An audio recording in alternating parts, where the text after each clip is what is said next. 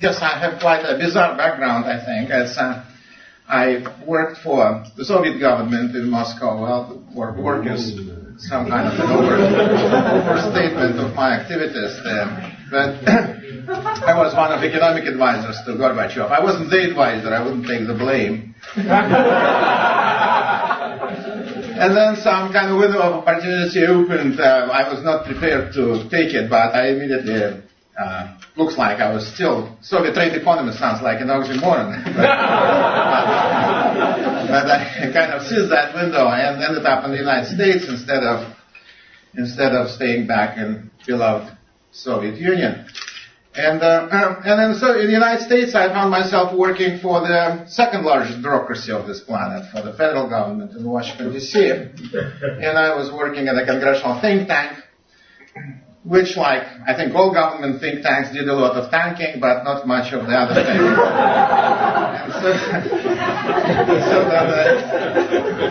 So then I decided to do what I really like to do, and I'm teaching young Americans the ideas of American founding fathers, ideas of liberty, ideas of free markets, free minds.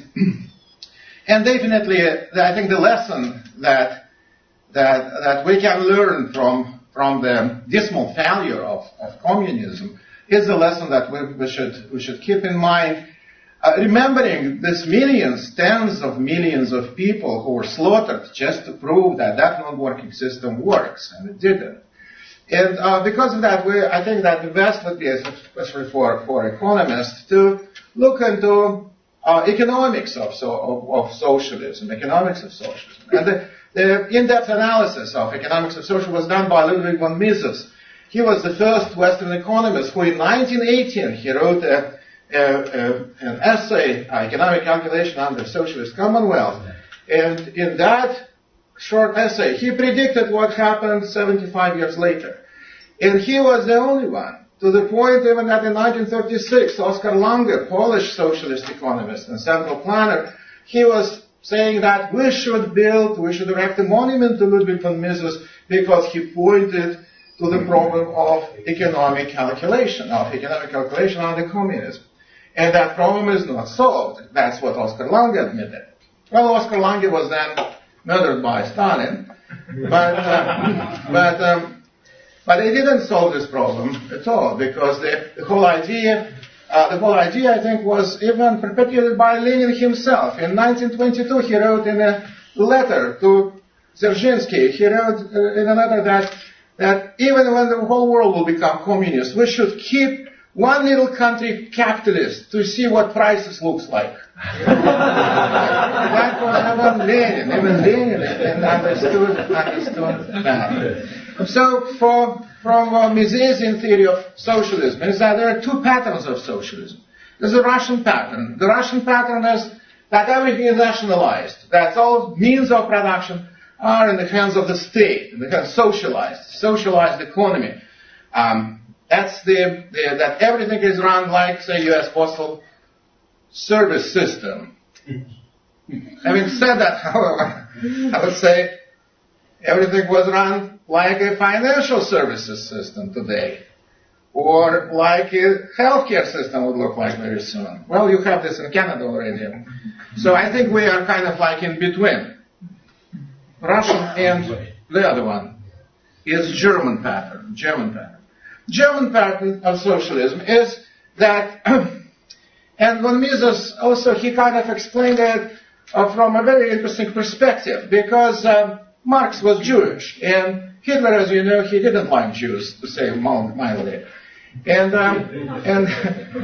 because of that, the name of Marx was never mentioned in National Socialism, under the National Socialism doctrine of Hitler and the likes. And because of that, there were some modifications. So today, I would say German pattern is very close to the mixed economy we have in the United States already. It is 100% of the economy, say, in today's Russia under Putin's regime. And what does it mean? That means that property rights are declared. Property rights are even embedded in the constitution of a country. From another hand, having property title today It's the same as having property title for wetlands in Canada, for example. You cannot do anything. You cannot walk on your property even without being fined. So that's the second. The German type of socialism would be without socialization of everything, however, with central planning from the center of the whole economy. Because that would be the government who would be telling you how much to produce, for whom, when, how, and whom to fire, whom to hire, or everything, especially labor markets, extremely. So both of types of this socialism ended up in mass murders and complete destruction of the countries which practiced this type of economic system. However, having said that, von Mises, he made a very good point that Marxism is not an economic system. It is just a simple system of management, of commands, top-down commands, and that's it. You work just because you're told to. Otherwise, you'll be shot. And they shot quite a lot of people, as you can see. So, Soviet Union, the most perfect killer state. 61 million of people slaughtered for equality. And that's the numbers from Rudy Rummel, who is professor of demographics at the University of Hawaii, a very famous American demographer. Now he is focusing on this democide, he called it democide, the murdering of people. And so this deaths, you can see, that's just overwhelming. I think they illustrate very well Stalin's point. He said death of one person is a tragedy, death of millions is statistic. So communist China also is the second worst mega murderer. So communists, according to Rummel, have murdered 110 million people, nearly 2/3 of the nearly 170 million killed by all governments in the 20th century. Well, the other 22 million were murdered by Nazis, which is another form of socialism, so it will be already 132. So that's and that's way more than that. The people who were murdered on the battlefields are not counted into that. That would be people who were murdered on the peacetime, in the Soviet Union. And well, I remember myself very well the time when Gorbachev started this perestroika thing, and he ordered all government ministers to appear on television and to take phone calls from the public, which was unheard of, because everything, usually in the Soviet television, everything was pre-taped half a year before, and then was watched by numerous commissions and committees for approval, and they would cut and resize and do all kind of things with that. But then Mr. Khrushchev, that was his turn, who was the chairman of the KGB, Comrade Khrushchev, I'm calling. And this comrade was on TV, a completely imbecile bureaucrat, didn't know much about anything, but then one of the callers, he said, I kind of did some calculations. I think there are 43 million people murdered by your institution, by the KGB. Is that the right number or not?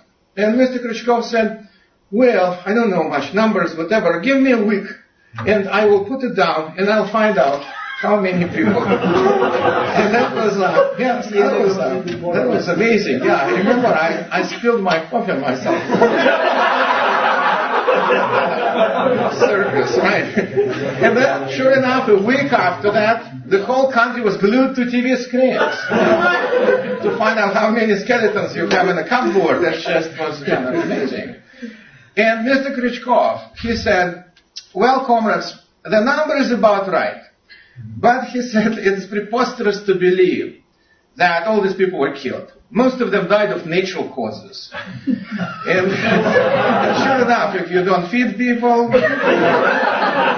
if you don't clothe them in Siberia, they tend to die of natural causes. So these are the kind of the most... I decided to do a little bit of, as Soviets would call it, visual propaganda, because after lunch speech is usually the most kind of unsuccessful. People tend to sleep and to dream or whatever, so just to keep you awake. Yes, Lenin, he was, I would say, today there are a lot of people are saying, well, Marx was right, Lenin was wrong. There's something wrong with Leninism.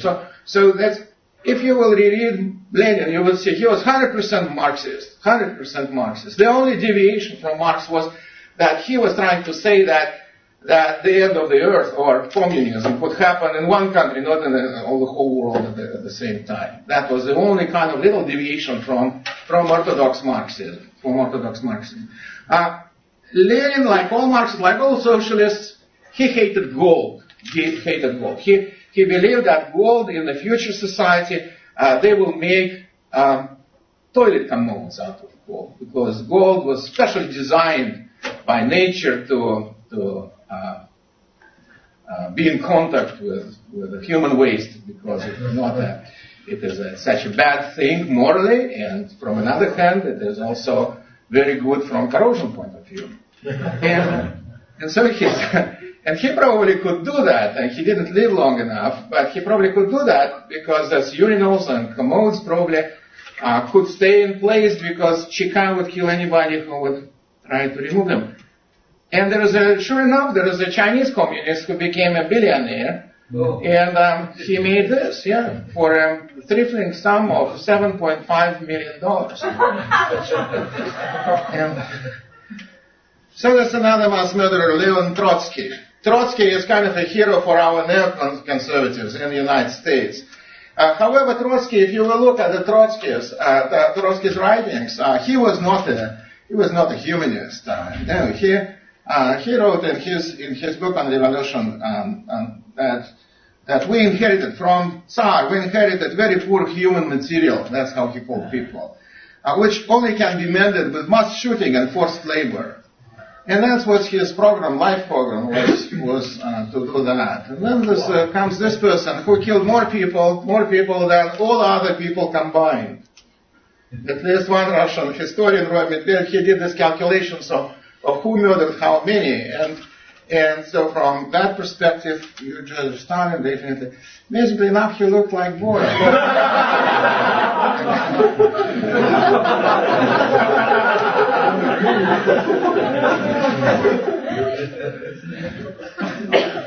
So this is the map of the extermination camps for people. Lenin's famous dictum is that politics is a form of pest control. And that's exactly where they were getting rid of pests. And this is the Gulag, Stalin's empire of prison camps. At the height of it, every day they had over 20 million inhabitants. So it was a huge meat grinder for the peoples of Soviet Union, for the people from overseas as well. There's a lot of foreigners murdered there as well. So this is the Gulag itself. 20 million a day?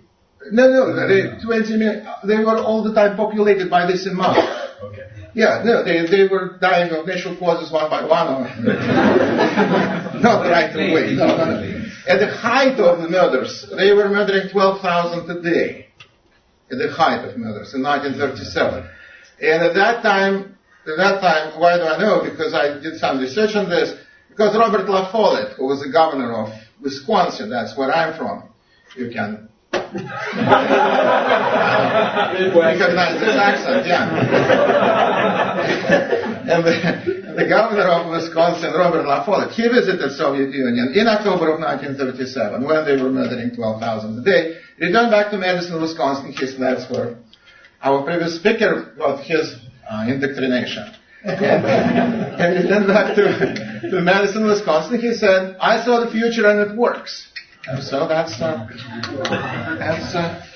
was amazing for us back in Soviet Union to see how people coming from the West, definitely not KGB agents, but would give praise to such an evil, which unbelievable. Clementine Churchill in 1947 visited Soviet Union. I don't think she was a KGB person, but Clementine Churchill returned back to London. She said, communists are lying that they don't have a privileged class. They do, and that is children. Can you imagine? When the true ruling class was dining and wining her and creating this show, kind of kindergartens made of KGB children, and she returned back to London and said, nobody pulled her tongue about that. This in Vilnius, Lithuania, and some Mary Louise, a frequent traveler to that part of the world, which now is a free country, so Baltic states are doing very well from that perspective. They put, at first they had this, it was called Park of Fallen Foibles. Park of Fallen Foibles. And I went there in 1995 with my students, and at that time, they had a little bridge over Stalin. And that was a political entrepreneurship at its best. If you pay 5 liters, that's about $1, then you can go and pee on the Stalin. I'll do that any time. And amazingly enough, that my female students were very upset. So Stalin was succeeded by another mass murderer. Not many people know his biography, that he is all covered with blood and minced meat. And all this was already, we call that period the reign of corpses in Moscow.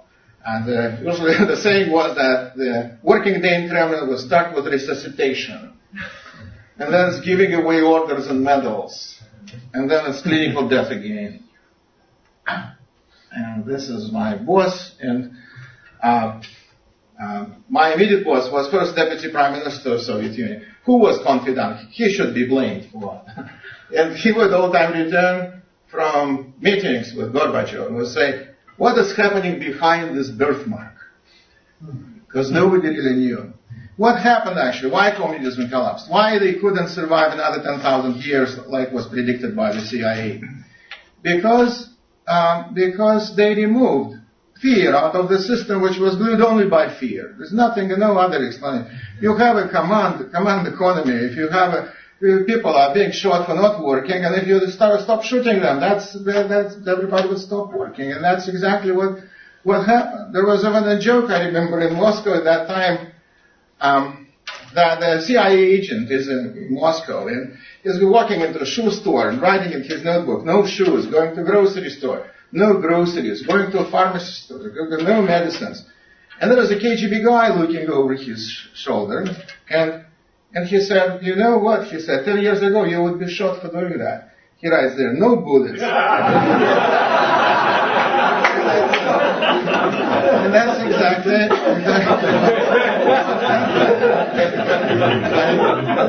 I remember I was a huge overstatement.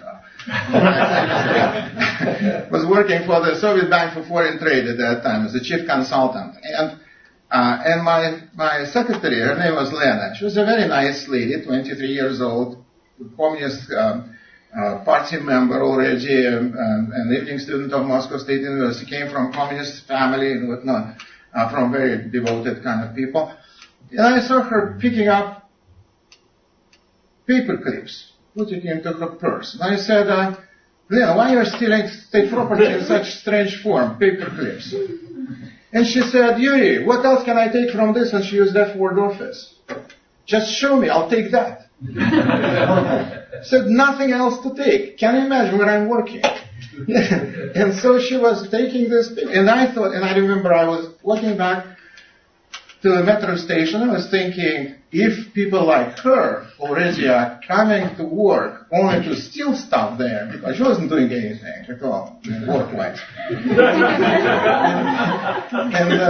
and just going there to steal stuff, the regime is doomed. The regime is doomed, and that's what exactly happened. But Mr. Gorbachev, all the time he kind of like a strange parrot, he would repeat on and on and on that he's for socialist choice of people, that we should not do away with socialism, we should reform socialism, have socialism with human face, like that sounds like a real oxymoron. And we had an economist, also confidant of Gorbachev, Abel Aganbegyan, a good friend of mine. He was the biggest, I would call him, the biggest economist in the world. He was, I think, like about 600 pounds.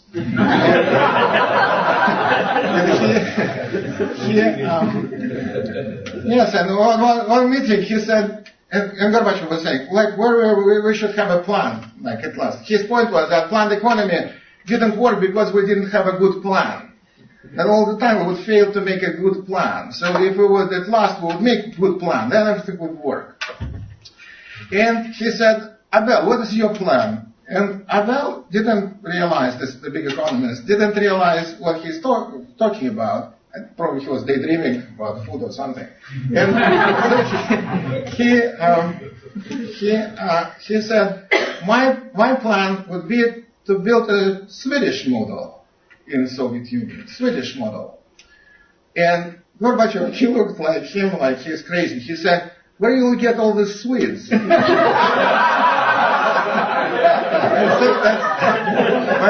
But why I'm talking about that, not just only to keep you awake, but mostly to illustrate the intellectual depths of discussions of reforming socialism. That was Mr. Yeltsin. I had a misfortune to work with him for half a year. He was a really tough guy, and Ivan the Terrible. He had a chance in 1991. At that time, look how popular he was. Because he was considered. I cannot forgive myself. I wrote an article for Washington Times that we have another Thomas Jefferson in Russia. However, this Thomas Jefferson, Russian Thomas Jefferson, he, instead of capitalizing on this enormous victory, when he was extremely popular to proceed with reforms, he disappeared for 3 months. Presumably writing a book, which turned out he never read.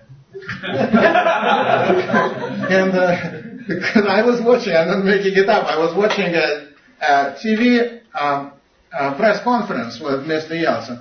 And one lady, she said, well, you were in Sverdlovsk in 1956 doing this and this. He said, never been there, never did that. And she said, it's on page 76 of your book. He said, oh, really? Can you imagine? Yes, so he was probably consuming his favorite beverages for 3 months in a row. So now we have another civil society back in Moscow.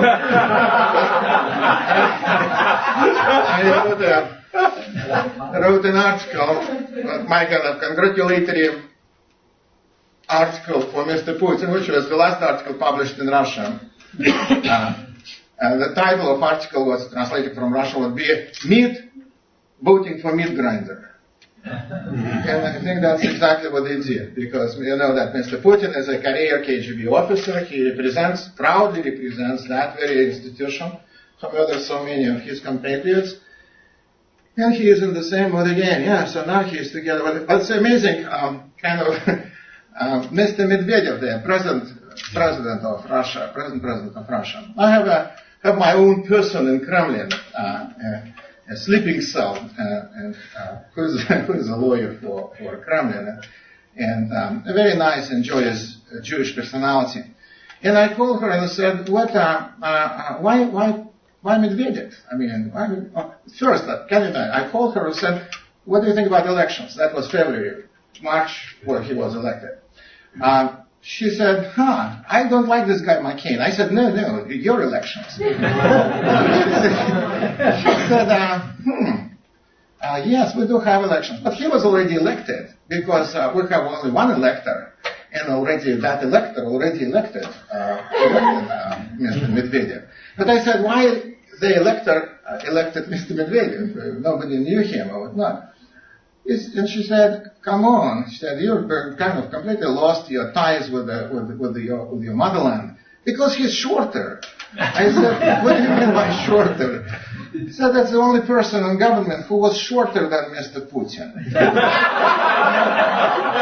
I said, what's wrong to be short? She said, nothing wrong to be short, unless you don't like it. And Mr. Putin, and I never saw this. I mean, but I trust her because she's a very trustworthy person. Mr. Putin, she said, has very high heels, like a very well-known French emperor. And so he is up, and Mr. Medvedev looks like got even higher heels. And that's how Russians see their president. All right, so they have this rulers. Yes, you can only, if you're taking pictures of these great leaders, you can only do it from below. So they're towering over you. If you take them like that, or like that, then your camera can be destroyed, and as well as you, I think, because the guy to the left, yes, I think I talked to somebody today that life expectancy drops suddenly if you're around this guy. 122 journalists on his watch were murdered. And the only common thing, and they worked for different newspapers and magazines and whatever all over Russia, the only common thing is that they didn't like him. That's number one. And second common denominator, that none of these matters were ever solved. So that's that kind of... I knew the guy who was, maybe you remember Mr. Litvinenko, who was murdered in London, yes. And I'm doing seminars for U.S. military and U.S. intelligence community, which not very intelligent, I think, but thriving community. And one lady from NSA, which is not agency, and she said, "Come on," she said, "why Putin would kill him? Why Putin would kill him? He was debriefed already 10,000 times. He doesn't know anything anymore. So why would Putin, and maybe if Putin would work for NSA, he wouldn't kill him. But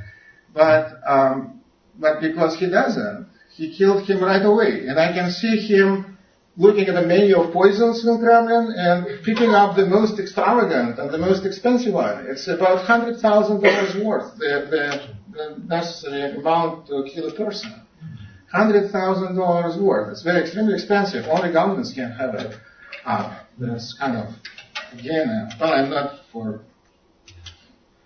immediate human right to own polonium-21, but still that's, and I can see why. I mean, because, can you imagine, he defected, he wrote a book about Putin, how Putin was blowing up Mother Russia, I think the title of the book is, and that was just 250 pages solicitation for poisons from Kremlin. And because also he lived in Norwich, London, in a nice house, driving racing green Jaguar. I'm quoting Putin, not anybody else, because Putin was I think his main major sin. And he was driving this. If he would be on welfare in Waterloo, Ontario, then maybe he would survive. But that was very bad for Mr. So returning back to economics, what is the success and what is the failure? What countries? It's economic freedom. It's economic freedom. That's what Austrian economics is teaching us. Public choice is very close to the same understanding of the role of government in the economy. And my good friend Jim Wortley, he compiles every year. He was working at Institute here in Canada, in Vancouver, and he is making up this map, which is telling us what countries are free, what countries are mostly free, and what countries are repressed, and what countries are mostly repressed. So you can see that we are, some mistake depicted in blue, that means free. Canada is depicted mostly free. It's a matter of taste, I think. then you have countries which are unfree, that's yellow, and which are repressed, and that would be in red. So that's the... What? China is unfree. Yeah, I think it's unfree. Right. I would agree with that. And nobody knows about this one, so that they don't like it. So that's, you can see that, well, they have criteria. What is that? Property rights, taxes, the share of government in GDP, and other very important indicators. And what's amazing is a very strong correlation between economic freedom and income. If you will look at the three countries, they have the highest income. This is 2002, so now it's even more explicit. This correlation is. So mostly free, we already have almost 50% of income of the free countries, mostly unfree, while the rest are doing so well in comparison with mostly unfree, because most of them are oil-producing countries, So it's something which is called curse of natural resources, or paradox of plenty, when the countries which are endowed by natural resources usually are doing worse than others. And people couldn't, however, explain why, say, Canada is doing relatively all right, or United States, or Australia. And the answer is flying in the air because of property rights, because it's not Canadian government which owns natural resources in Canada. It's not U.S. government which owns, but it's Russian government which owns natural resources in Russia, Brazilian government, or Venezuelan, or Nigerian. So you can see that countries, because what the paradox of plenty is, that countries with a lot of natural resources are doing much less successfully economically. And in most cases, the poorest countries in the world. If you look at countries like Angola, or Nigeria, or many Middle Eastern countries, or Central Asian countries, or Russia itself, or you will see that the GDP per capita is very low. It's pretty low, much lower than in countries with no natural resources, but with economic freedom. And that would be countries like Singapore, Hong Kong, or Taiwan, or Netherlands, or Netherlands, or Denmark, or not, or even Estonia. It's amazing for me as an economist to see, because Soviet Union was a perfect laboratory. When Soviet Union collapsed on the glorious night of the 24th of December 1991, we have 15 countries, which went their own ways out of communist slavery. And amazingly enough, you can compare these ways, and you can compare who achieved what, and you would see such a disparity. Under communism, I would say, it's very difficult to say what was real GDP at that time, because I didn't have anything else to do while working, so-called, for Kremlin. I was recalculating GDP, and I came to some results which proved to be sensational when I defected to the United States. Because on the way I briefed by all intelligence services of the world, and my point was that Soviet GDP is between 3 and 4% of the US GDP. That's what my numbers were. And so then when I already lived in Washington, D.C., I was called from Pentagon. And at that time, Dick Cheney was not vice president, but he was Secretary of Defense, if you maybe remember, under Bush Sr. And I got a call from his office that if possible, that the secretary would like to meet with me. And I was so surprised. So I arrived at the Pentagon, and Mr. Cheney, he said,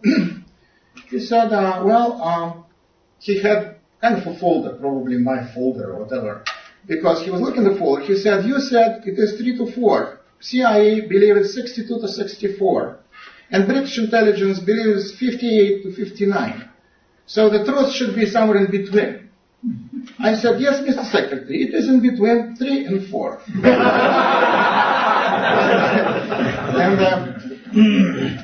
And I am probably the only person in the world, maybe besides his wife, who likes Dick Cheney, because he said, sweet. His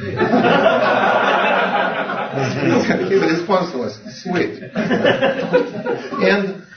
Well, otherwise I don't like him, actually.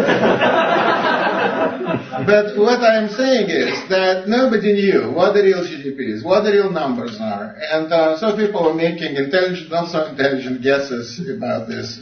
And that was impossible, because the CIA believed that Soviets knew the true number, but then they multiplied on some secret quotient, and then we should send a James Bond to somebody and find out what this quotient is, divide it, and have a great statistics at hand. But no, this statistics was, my first job was with the Department of Labor of Soviet Union, and my boss, I remember when I was first he was kind of teaching me life, he was Secretary of Labor, and he would say, well, he said, Yuri, well, if you don't have primary statistics, you cannot have resulting statistics that, if you don't have primary reporting, I mean, if you don't care to ask how many, whatever, people are working in this field, or that enterprise, then definitely he said the relevance of the sum of the unknown is irrelevant. And you can get, but you can get it easily. He said, just stare at the ceiling, and then if you stare long enough, you see numbers. You just take them down, go to your boss, and he will correct them. That's how statistics is made. And I remember I was, because I'm taking students to Cuba all the time, almost every year. Was taking until recently. Now we have this imbecile government we have in Washington.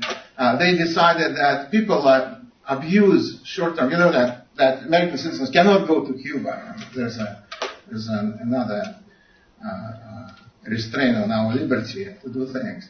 So we cannot go to Cuba. However, you can get a license, if you wish, to go there with educational purpose. If you want to study communism, then you can go to Cuba. To get this license is, she give a call, and the lady said, I will fax it to you, just spell your name correctly, and something like that. And then, so I got this license, and I got my students, and many of the students are children of the 1960s guys. And many of them are being sent by their parents to Cuba just like pilgrims, right? Like, to kiss the land and to bring pictures of Fidel and whatnot. And I've met with some of them, and they said, well, the reason is that Cuba is doing better than anybody else. It's very low infant mortality rate.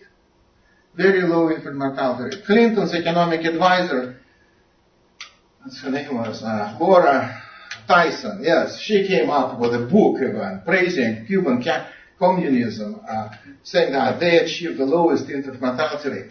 And the book was published in 1986, and I read it in Moscow as part of my duties to read all the coming from the West. And so I was surprised by that. And I asked a Cuban I knew, who was representative of Cuba in Comic-Con, that was Council of Mutual Economic Assistance, or call it Council for Mutual Economic Instruction. and I said, Carlos, how you make up statistics about infant mortality?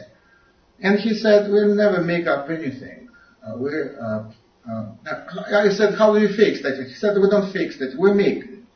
I said, what do you mean make? He said, well, it's a very simple device. They register children who are already at least 6 months old. Infant mortality is mortality of infants within the first year of their life.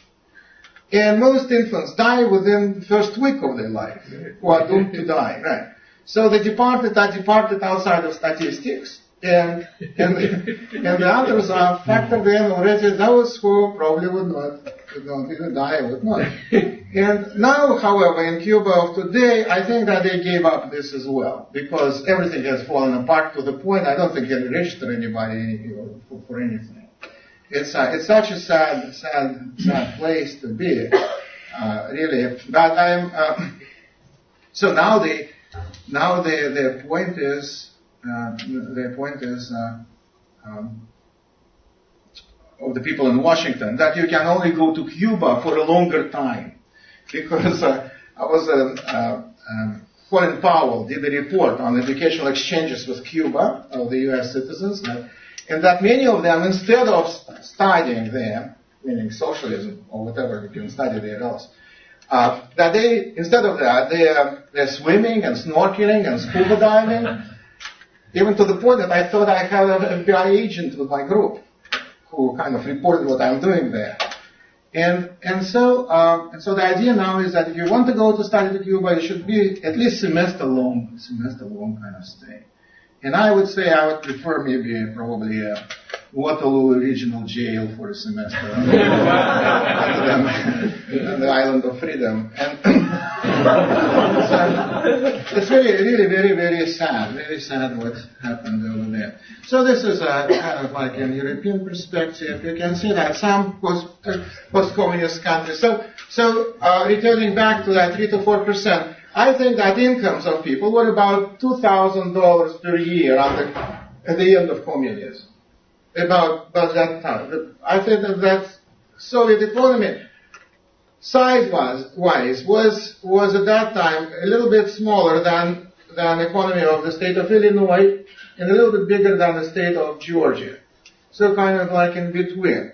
And that brings us the per capita income for about 2,000. So it was more or less 2,000. There were kind of regional discrepancies of plus minus 30%.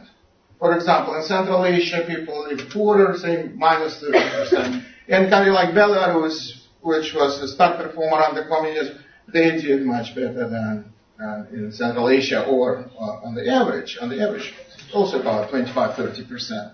But now you can see there is a countries like Estonia, which is star performer. They right now have GDP per capita $22,000, so it's almost like New Zealand.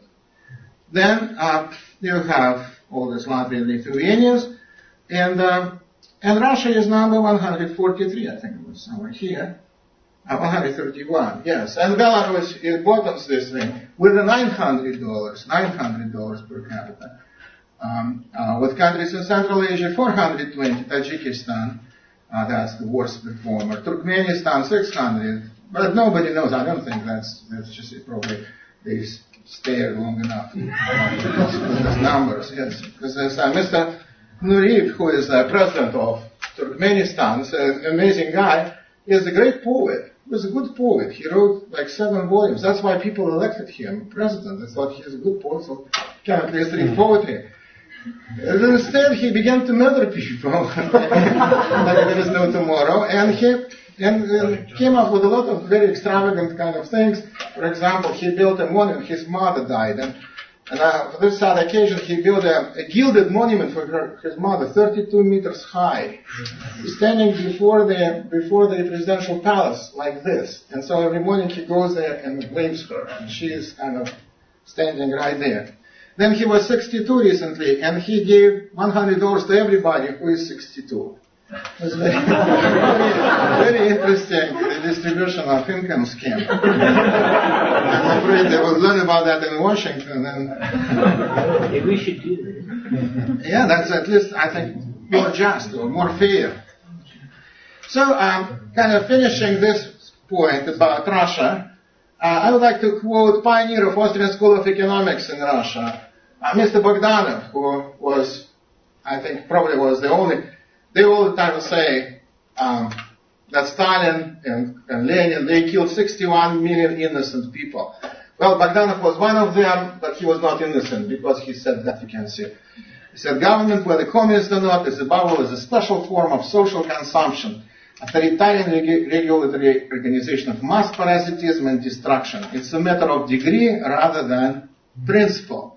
And I think he was absolutely right about that, and especially if you will look, not on Belarus, but about Bolsheviks in Washington we have right now.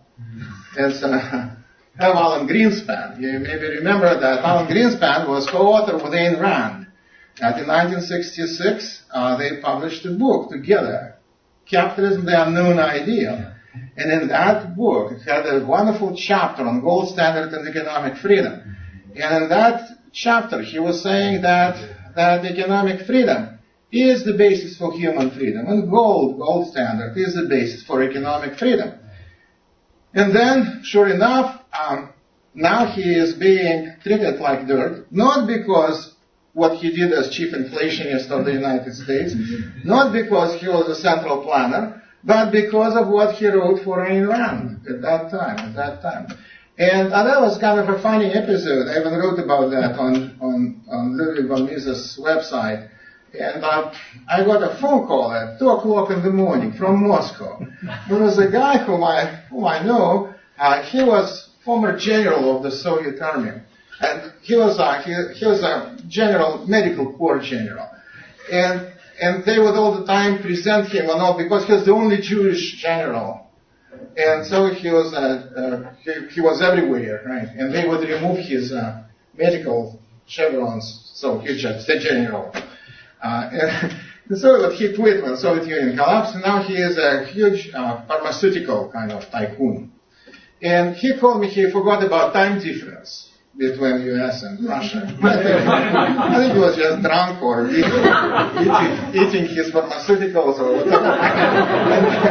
And so he called me and he said, I see 2 Jews are being filmed in the United States. One is interrogating another. And he said, what's the name of them? He said, Greenspan is one. The other one I don't remember. The other one is Waxman. Waxman was a chairman of the Congressional Oversight Committee on Government. And Waxman was attacking Greenspan for his free market for his free market background. He was saying that all the havoc inflicted in the United States economy is the product of the free market ideas implanted into this head. Can you imagine that? And sure enough, Greenspan, he was just I have a good friend. His name is Andrew Napolitano, Judge Napolitano. If you know him, yeah. If you don't, buy his book, his great book, Nation of Sheep. Nation of Sheep. Yeah. He called my compatriots sheeple. And so in the most beautiful sheepish tradition, Mr. Greenspan said, yes, I was wrong, complete in everything. Yeah, it's about time for me, he said, to reconsider my lifelong beliefs. Yeah, so he's 82, so it's about time to reconsider.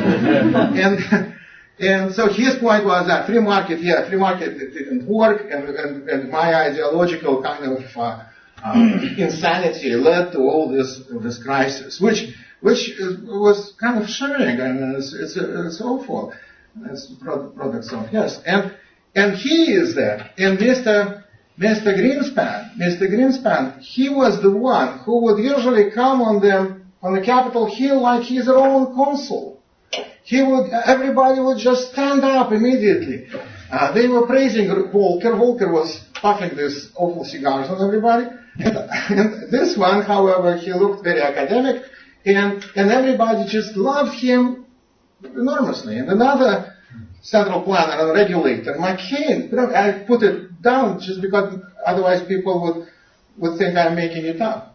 Because McCain said if he would be a president, then he would appoint Greenspan, even if he's dead, to be chairman of some committee on taxes, yes, on tax code. And so he is alive, doesn't matter even. Can you imagine? He's dead, just prop him up, put some dark glass on him, and like weekend at Bernie's. That's another sales pitch. And so that's and what I am even Khrushchev, you remember that fat joker we had in the Soviet Union, yeah? Even he never thought of giving post-mortem appointments to Lenin or Stalin. At least that guys were well preserved in the mausoleums. Yes, so yeah, this one we can skip this. Yeah, well, I mean that Keynes is also. Can you imagine that even Keynes understood that? Even Keynes understood that. However, that's the same Keynes which wrote this. Well, the only course open to me is to be Bayoin Bolshevik. And as I lie in bed in the morning, I reflect with a good deal of satisfaction that because our rulers are so incompetent, as they are mad and wicked, our particular era of particular kind of civilization is very nearly over. So that's Mr. Keynes, and that was better candidate for Greenspan's position. And sure enough, that's a disciple of Keynes who got the Nobel Prize in Economic Science. Yes. So, Mr. Krugman, yeah, Paul Krugman, yeah. He looks like a member of Bolshevik government. And, well, definitely he deserves it. I mean, if Al Gore got one or Yasser Arafat, then he should get one. That's,